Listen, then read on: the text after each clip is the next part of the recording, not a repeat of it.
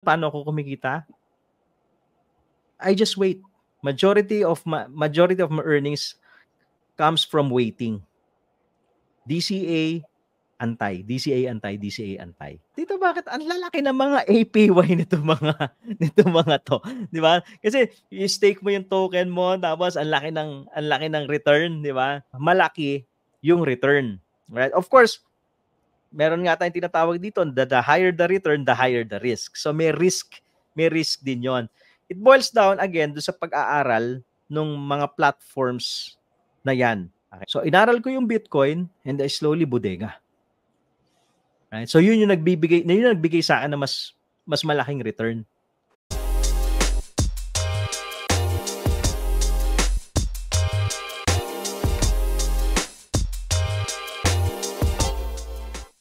Yung sinabi mo na yung DeFi not necessarily is crushing si TradFi, but it can work hand by hand na ano siya, it can complement yung traditional finance, yung decentralized finance. Siguro yung question ko, and importante rin to for those who are watching, to some people, hindi, mas secure pagka ilagay ko sa traditional finance, sa mga bangko.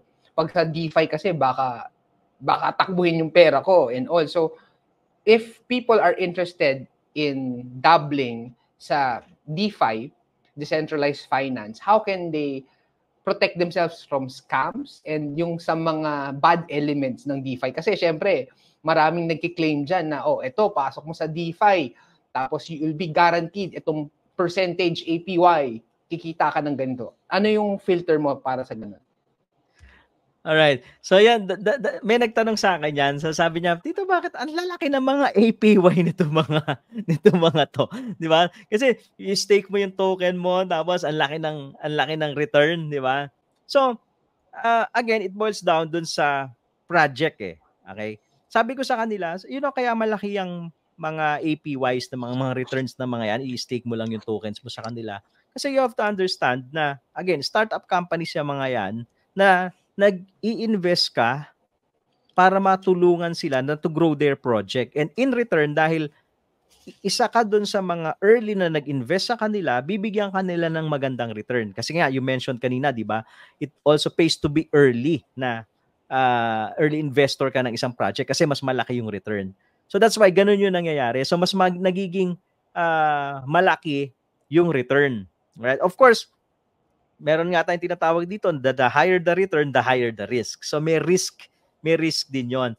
It boils down again do sa pag-aaral ng mga platforms na yan. Okay, ng mga platforms na yan. But ako kasi, when it comes to staking, mas confident ako na mag-stake sa loob ng isang centralized exchange.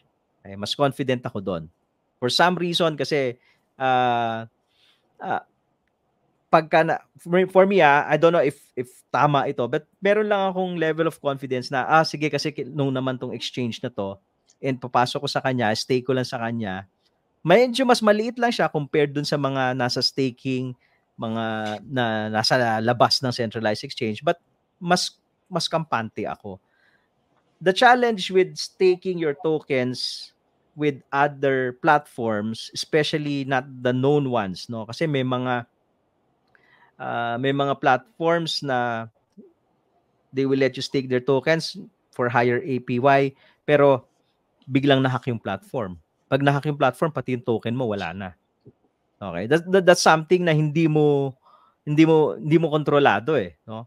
Again, scams also, you mentioned also yung mga scams, di ba? Na pwedeng scam din.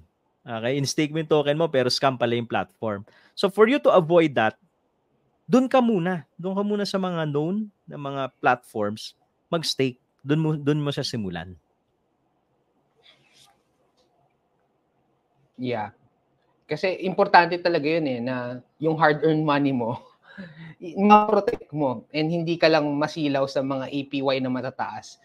And kahit ako, guilty ako doon, grabe yung percentage na to, hindi lang nasa hundreds, nasa thousands yung APY, di ba? Parang nakakasilaw eh. But it's really important to understand the risk ng pinapasok mo.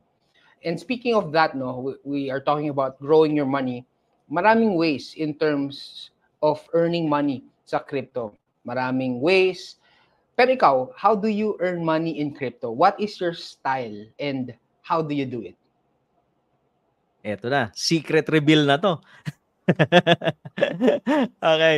So, sa crypto kasi, it's more on long-term ako. Okay. Majority of my funds nasa long-term. Okay. So, meron akong, again, mention kanina, meron akong mga actively tinetrade. Okay. Meron akong funds for active trading, pero majority is long-term. So, pag tinignan mo yung portfolio ko, I'm doing my regular DCA. I seldom buy and sell yung sa portfolio ko na long term. Iniiwan ko lang talaga siya doon. So, to answer your question, paano ako kumikita? I just wait. Majority of my earnings comes from waiting. DCA antay, DCA antay, DCA antay. Kasi nandun yung big amount ng portfolio ko. Ngayon, do sa active trading na portfolio ko, in terms of percentage, siguro, mas malaki yung kinikita ng active trading, but it's high risk eh. So, hindi ko pwedeng i-actively trade yung buong portfolio. Alright? So, in terms of return, money-wise, mas malaki pa rin pagka inaantay ko lang talaga siya. Proven na siya eh. Even sa Philippine stock market, na-try ko na halos lahat eh. Na-try ko na yung short-term trading, etc. No? So, ang nag-work talaga sa akin is aralin yung isang asset class sa stock market ng isang company and then slowly accumulate bodega. So, yung experience ko na yon sa stock market, dinala ko lang din dito sa crypto. So, inaral ko yung Bitcoin and I slowly bodega. Right? So, yun yung nagbigay sa akin na mas malaking return compared again do sa active trading. Kasi nga, active trading, sobrang liit lang ng portfolio ko na ina-actively trade ko. Mas talagang siguro nature ko na yon na gusto ko laging may ginagawa, no? Lagi ka nakatingin sa chart. So, naging nature ko na siya. So, kaya naglagay ako, sabi ko, kaysa i-trade ko yung buong portfolio ko, nasa bull market naman, hinayaan ko na lang siya dyan. DCA na lang tayo.